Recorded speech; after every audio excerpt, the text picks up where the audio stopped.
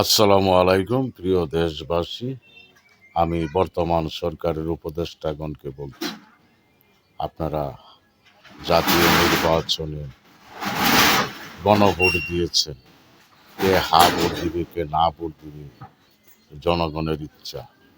আপনারা কেন প্রকাশ করে দিলেন যে হা ভোটে ভোট দেন, হা ভোটে ভোট দিলে এই হবে সেই হবে, না ভোটে ভোট দিলে এই হবে সেই হবে? এসব কেন প্রকাশ করলেন? যার মনে চায় হা দিবি, যার মনে চায় না দিবি, যার মনে চাই রাজাকারকে দেশে রাখবে, যার মনে চায় রাজাকারকে ভোট দেবে না। তো আপনারা কেন অযথা নিজেকে দোষারোপ করছেন? বর্তমান সরকারের উপদেষ্টাগণ কেন আপনারা এইসব পায়চালি করে দেশের রাজনীতি বা নির্বাচনকে একটা গণ্ডগোল বা নির্বাচন বানচাল করার চেষ্টা করতেছেন আপনাদের মধ্যে থেকে?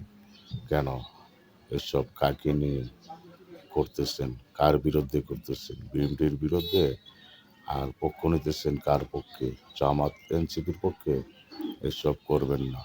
কোনো পক্ষধারী আচরণ করলে আপনাদেরকে বাংলার জনগণ কিছুতেই ছেড়ে দিবে না।